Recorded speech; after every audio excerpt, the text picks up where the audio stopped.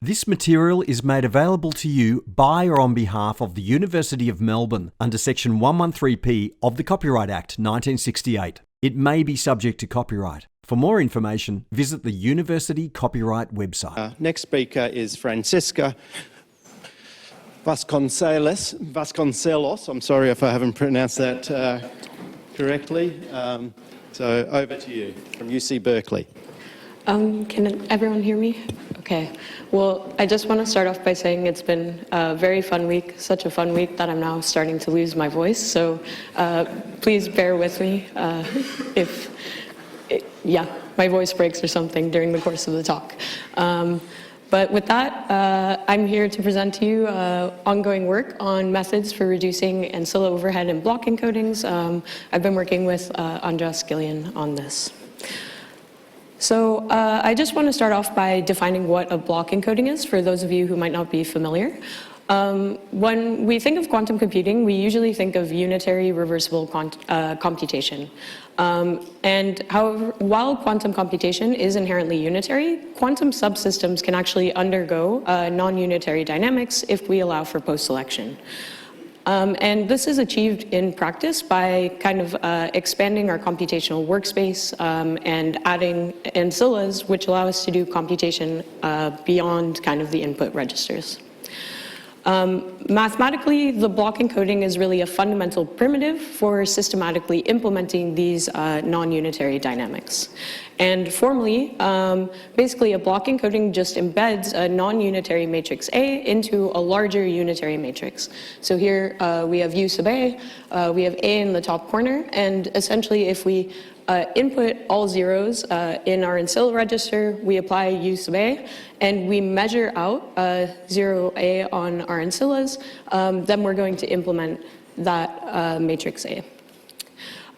So here's just kind of a depiction of the circuit implementing what I just described. If we want to prepare the state A applied to psi, we'll just input 0 psi, apply U sub A, and conditioned on measuring all zeros in our Ancilla, then we've achieved the desired outcome. All right, so why should you care about block encodings? Well, despite their simplicity, block encodings are actually one of the most important primitives for quantum algorithms. They play a central role in many of the recent large quantum algorithms, including quantum signal processing, qubitization, and the quantum singular value transform. They also have applications to quantum machine learning, specifically in linear system solvers and regression, as well as differential equation solvers, and a large role in a number of quantum simulation algorithms. So in our work, we really wanted to look at some of the challenges in implementing these block encodings, namely the fact that they can also often be resource intensive. So in this work, we specifically focused on trying to reduce the number of ancilla that you need to implement block encodings. And the work was divided kind of into two distinct lines of inquiry.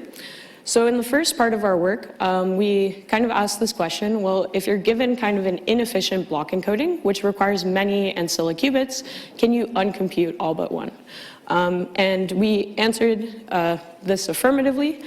So we really developed a notion of a space for time trade in block encodings. In the second part of our work, we focused on trying to minimize the number of ancilla that you need in order to implement multiplication of block encoding, which is an operation that comes up in a lot of these quantum algorithms that do use block encodings. Now, for the sake of time in this work, in this talk, I'm only going to talk about the second result, but if you're interested in the first result, I'm also happy to chat about that. All right, so for the sake of discussing the results in this talk, I'm going to define a few notions, specifically good and bad block encoding maps. So from now on, we'll call a block encoding map good if it does this kind of desired mapping where it takes our ancillas from the all zero state to the all zero state. So if we have our circuit, we measure all zeros, we're happy because we've created the desired state in our computation register. Now, we'll call a block encoding map bad if it maps the all zero state to any perpendicular state, so any classical bit string that isn't all zeros. And the reason we call this bad is, well, when we measure one of these perpendicular state, it means that we've probably created some junk in this computation register that we won't be able to use for the remainder of our quantum algorithm. All right, so now let's discuss what we mean by multiplication of block encodings. In multiplication block encodings, we're given multiple of these block encoding unitaries.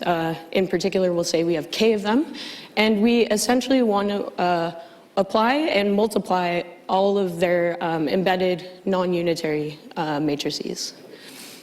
And the simplest way that we can implement block encodings is incoherently via repeated measurement. So in particular, we'll have a circuit as follows, where we're going to apply each of our block encoding unitaries, and we're going to perform the measurement. And if we see this desired good block encoding map corresponding to an all-zero outcome, then we'll apply our next block encoding matrix, so forth. And if we keep measuring zeros every single time, then by the end of the computation, we'll have the desired multiplication state in our computation register.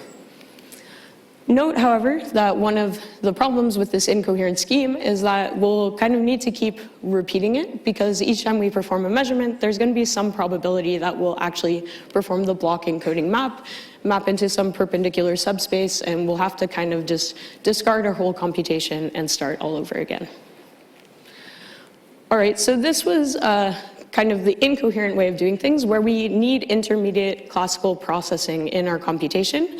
However, for designing end-to-end quantum algorithms, where we think of ourselves as having quantum primitives that we can kind of treat as black boxes, it's often beneficial to have a coherent implementation of this multiplication procedure. And one naive way that you can imagine implementing multiplication of block encodings, if we have k block encodings, is with k ancilla. So in particular, after each block encoding, we're going to do a control not operation, where the control is controlled on getting a non-zero or a bad map outcome after that block encoding. And we'll just repeat this for each of our block encodings, corresponding which is how we end up having k ancilla registers. K ancilla in our ancilla register. Now, when we perform the measurement at the end, we can kind of deduce what's going to happen. So if at any point we had a bad map, we're going to apply a control not, and one of our original zeros is going to flip to a 1. If we had multiple bad measurements, multiple of these bits will flip to 1. So at the end, we know that if we only had the desired good measurements, well, we'll remain in the zero state, and we did perform the good operation. But if we did any kind of bad mapping, then we'll be in one of these junk states. We'll have to discard the computation and try running the circuit all over again. All right, and so kind of morally, conceptually, you can really think of the role of ancillas in this multiplication block encoding scheme as distinguishing the set of all good measurement sequences from any possible bad measurement sequence. And while we only have one good measurement sequence, there are exponentially many of these bad measurement sequences. So in 2019, Nathan Wiebe and Guanghao Lo proposed this really nice notion of a compression gadget, in which they were actually able to reduce the total number of ancilla required to do this coherent multiplication of block encodings from k to log k. And the circuit by which they did this is as follows. So instead of doing a control not into a separate ancilla wire for each of our block encodings, what they realized is that you really just want to distinguish any possible bad sequence from any good sequence. So if instead you do a control add operation, well, each time you do you have one of these bad maps, you're going to add one in your ancilla register. So to essentially distinguish any possible bad sequence from the one good sequence, you need to be able to just count the total number of bad sequences. And if you have log k ancilla, you can count to k. So you can implement the multiplication of block encoding scheme without error. So the key question that we wanted to address in this part of our work is whether or not we can develop a compression gadget that requires even less than log k Ancilla. And our results were twofold.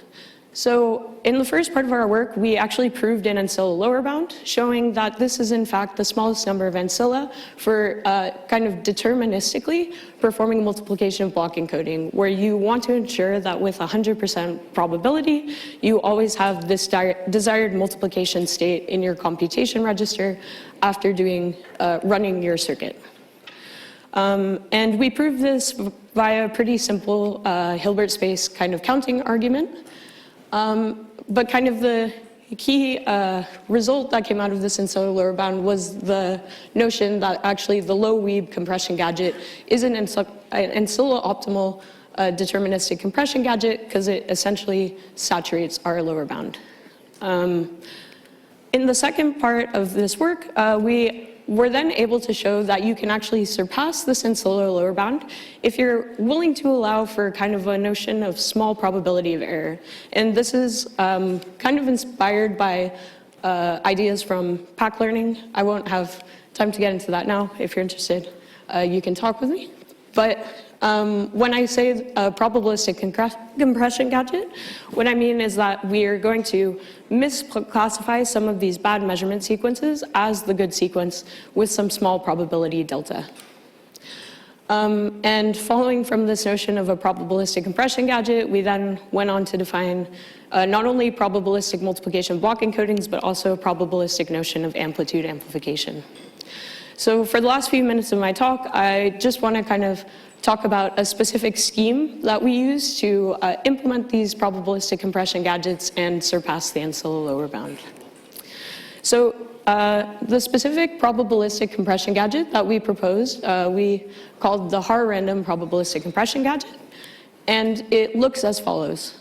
So it might seem pretty familiar from the slide on the low weeb compression gadget, because essentially all that we did was replace the add operations with Haar-random unitaries.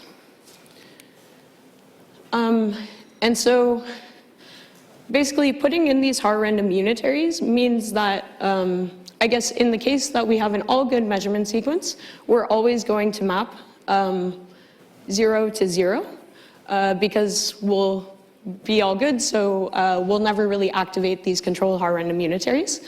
But in the case that we did actually have a bad sequence occurring, we're applying a Haar-random unitary, but because it's Haar-random, there is some small probability that even though it should perform a flip operation on our state, it actually won't. And so we really kind of need to quantify this probability to determine what size of Ancilla register you can use to get a certain small probability of misclassification delta. And so we did a good amount of work to really try and bound this probability of misclassification. We got this expression, which essentially says that the probability of misclassification delta is less than or equal to the probability of your, I guess, worst block encoding, mapping you into a bad state, times k, times the probability that your Haar-random unitary acts as desired. And we had to leverage kind of some concentration properties and things of Haar-random unitaries to get bounds, but one of the key properties you should know about a Haar-random unitary is the probability that it'll map 0 to 0 is just 1 over 2 to the m. And so from that, we were able to show that if you number of Ancilla is greater than or equal to log of k times epsilon squared over delta, then you're going to misclassify with probability at most delta, which means that in the regime where delta is greater than kind of your worst probability of misclassification, of doing a bad mapping, then our Haar-random probabilistic compression gadget will in fact require fewer Ancilla than the low weeb gadget.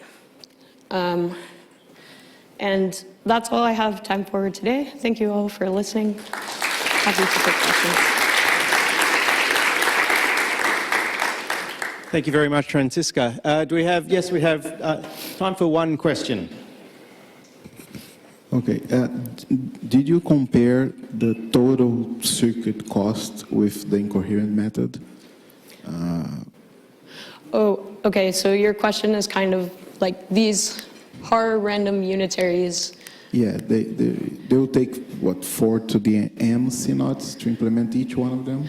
Right, so I guess one thing to note though is we're only operating on an Ancilla size of log, so it would be like kind of 4 to the log k, which actually isn't too bad. Although I agree it is worse than kind of just doing add or control knots. So you are, in some extent, trading kind of space for time, as in our... My question was more in the sense that for the incoherent case, you might end up stopping your circuit before the end, way before the end.